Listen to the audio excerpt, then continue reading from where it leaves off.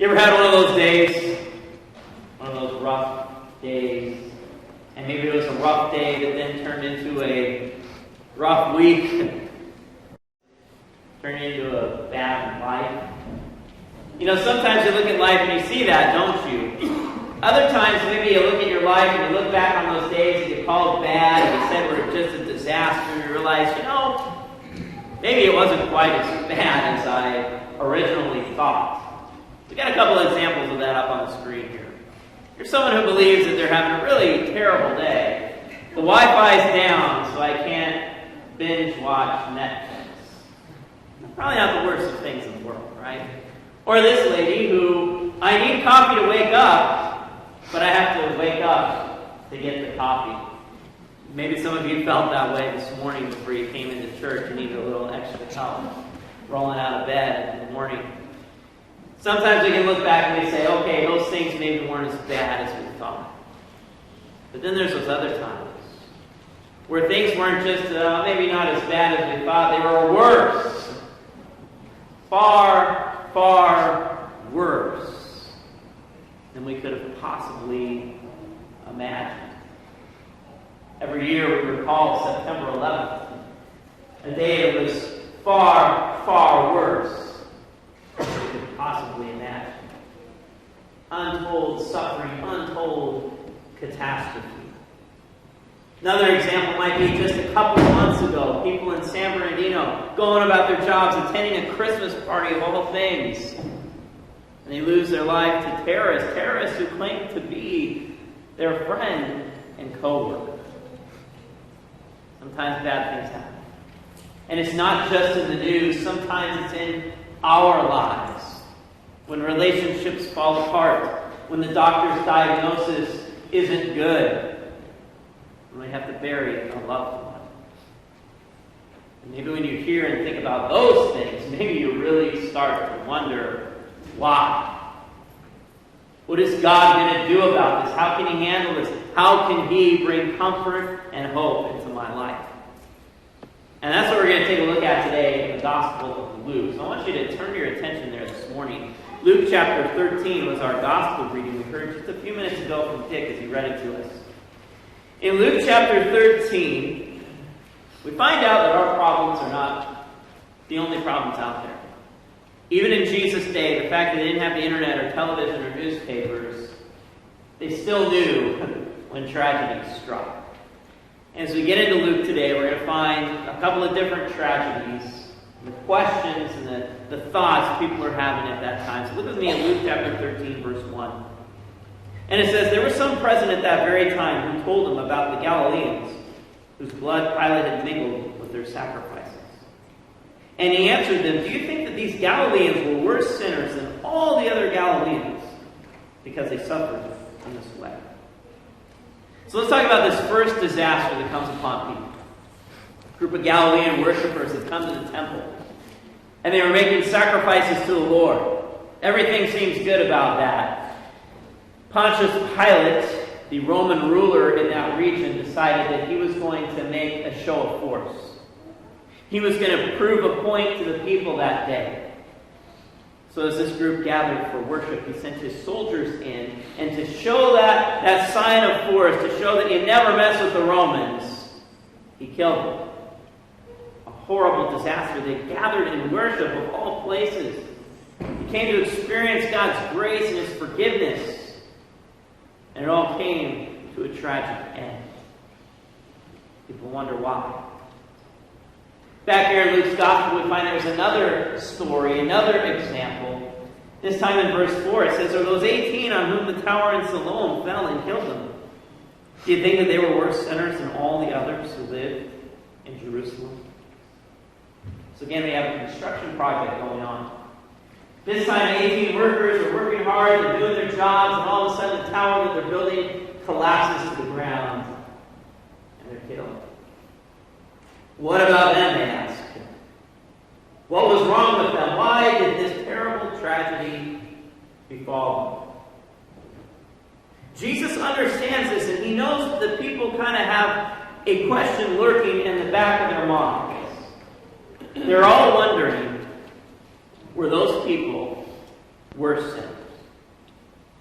Those people in the temple, those people at the tower, were they somehow worse than the rest of them? Is that why this happened? Because somehow, some way, they had done something to irritate God? In fact, the word says, Jesus asked, do you think that they are worse sinners? And that word in the Greek actually means debtors. So the people are wondering, did they owe something to God? Maybe they owed him some praise. Maybe they owed him some faith and belief. Maybe they owed him some obedience. Maybe that's why all these things happen. You ever wonder that today? Do you ever wonder if that's the reason, the cause for some of the things that happen? People put that out there at times. I can remember several years ago, back when Hurricane Katrina hit New Orleans, I was living in St. Louis at the time. I attended church one Sunday, and we got to talking in a group about that horrible tragedy that had happened, and somebody chimed in and they said, well, maybe it happened because in New Orleans they have that Mardi Gras every year and all kinds of immoral things happen there. Maybe that was the reason. And sometimes we follow with that, right? But if God was trying to prove a point to that town, I'm not sure that he did, because Bourbon Street, where all of that stuff goes on, was not affected, was not destroyed in all the flooding and all the disaster. Maybe sometimes closer to home, people say to us, maybe you have that person who comes to you and say, well, if you just had a little bit more faith, things would go better. You just did a little bit more of this. Just go to church a little bit more, then things will be better, then things will be good in your life. Sometimes we're asking that same question. Did those bad things happen because somehow we're indebted to God? What does Jesus say about that? 2 times in this text, Jesus gives the exact same answer, the exact same words, almost like he's repeating himself. But he wants to clearly answer the question for all those people and for us as well. Were they worse sinners? Here's Jesus' answer down in verse 3. No, I tell you, but unless you repent, you will all likewise perish. Just in case they didn't catch it the first time, he says it a second time, no, I tell you, but unless you repent, you will all likewise perish. So Jesus reminds us about that brevity of life there, doesn't he? But he also brings us good news. Maybe you've been hurting in life. Maybe you've been going through some really tough times. Guess what? God hasn't cut himself off. In fact, if we looked and examined Jesus' life and ministry, what do we see? Where do we see Jesus all the time? What kinds of people surround Jesus? It's always the hurting, isn't it?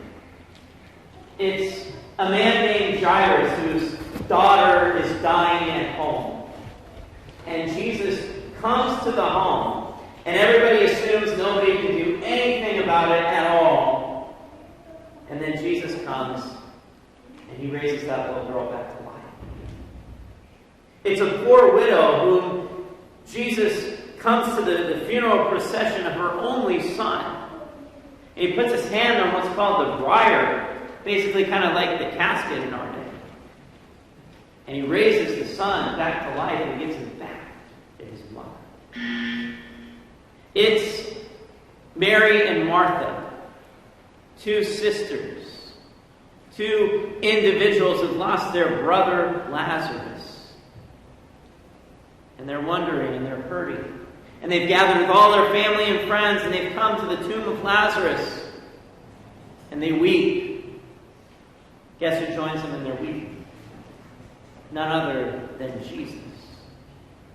And he raises Lazarus from that tomb. We could go on to talk about the demon-possessed people whom Jesus cast the demons out of. For the people who were hungry and he fed 5,000 with just some fish and some loaves, but maybe we're beginning to see the picture, right? Did God cut himself off from those people in their time of need and hurt and sorrow? No. Instead, what did he do? He joined them. He came alongside them. In fact, Jesus himself entered into their suffering, entered into their problems and sorrows, and yours as well. See, Jesus knows all about this. He knows loneliness. He knows what it is to sit in a room and wonder if anybody in this whole earth cares or thinks about it. That was him when he was on trial before Pilate. He knows what it is to have intense physical pain as he was crucified. And he very much knows what it is to die. See, the worst of the worst was all thrown at Jesus.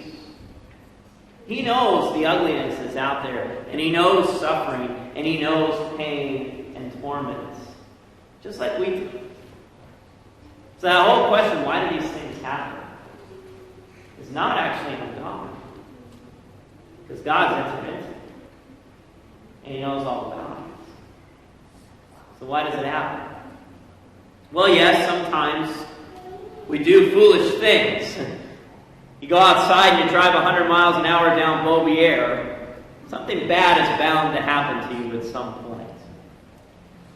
But sometimes we are just victims of circumstance. Because the reality that the Bible presents to us is that we live in a broken world. A world that has been shattered and marred by sin.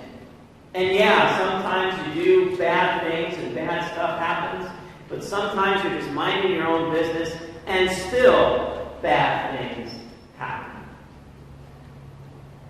The world's broken. We see it, we experience, we live it every day, but God knows it too. The problem is we try to live in that existence, live in that brokenness, apart from Him. So I was saying this last week, how can we picture that for ourselves? You ever had an old sock, and you tried to hang on to the old sock with the hole in it? You thought it's going to be okay. You know, this is my holy sock. It'll last. It'll endure. What happens to that sock? That hole starts spreading, right? And one day you wake up, you put that sock on, and it looks like this. Not going to work, right? You can't hang on to that brokenness. You can't try and do it yourself. You can't try to pretend it's not there. It never works. That's how it is in our world as well. See, Jesus urged us today to repent. Like we talked about with the children this morning. That means to turn away from something. To look somewhere else. God has called us to repent. And that basically just means not to shape up and hope God notices. What it actually means is just to basically turn from the brokenness of this world and cry out to God and say, I need you. I need you. When we do, guess what? God repairs. And He restores. And He makes us whole. Remember, we recalled this morning that Jesus knows a thing or two about our suffering and our problems. You know what God's final answer to that was? It was to repair and restore. It was to raise up His Son, Jesus Christ, from the dead. That's God's answer to the suffering and sorrows and problems out there. My Son will experience it, and then He'll rise. Because God likes to fix things. God likes to repair. If God was working on old cars, He wouldn't just throw them away. He'd be the one who would restore and fix it. That's what He does with us. The final word is not the disease, the disaster, the broken relationship, the guilt, or the shame. The final word is the one that was spoken to the women on that very first Easter morning. He's not here. He has risen. You might not realize this, but God's Old Testament people, they worshipped on late Friday into Saturday. That was the Sabbath day. And then all of a sudden, the disciples, the early Christians, stopped doing that. They started worshiping on Sunday. You know why they did that? Because he realized God changed everything on Sunday. When Jesus rose out of that tomb, God changed your eternal destiny. And he said it's not going to be that problem, that worry, that death that defines you. Instead, it's going to be my Son, Jesus Christ. And just as he was risen from the dead, you will too. No problem, no disaster, no amount of suffering, no dying can take that or steal that away from you. You will live in him. Tom Sears was taking the trip of a lifetime. He was on a cruise. He was having a great time. One night he had a little too much to drink, and he fell overboard, splashed down into the water. He quickly, in that water, came to his senses, was treading water, just trying to survive, just trying to live. And he watched as the cruise ship just kept going and going and going. And there in that cold water, Tom realized, nobody knows I fell off the boat. Nobody knows I'm here in this water. He began to prepare for the inevitable, but he just kept swimming and floating. In fact, for 13 long hours, he just kept floating in that water. All of a sudden, he saw a light out in the distance. There was a ship. There was a chance to live. So he started to swim. He started to make his way there. The ship spotted him. Several hours later, they picked him up out of that water, amazingly, alive. Maybe sometimes in your suffering and your problems, you feel like no one noticed, no one cared. God does. God is that ship that comes to our rescue and our aid. And Jesus calls us and invites us today to repent, to turn and look to him. Because he does know us. He does see. Not from a distance, but right here in the real world. His Son, Jesus Christ. If I asked you today, what are you going to do about those bad days? You've probably got a lot of options. You could despair. You could assume it's the end. Or you could let God have the final say. He has had it in his Son, Jesus. And it's that he's not here, but he's risen.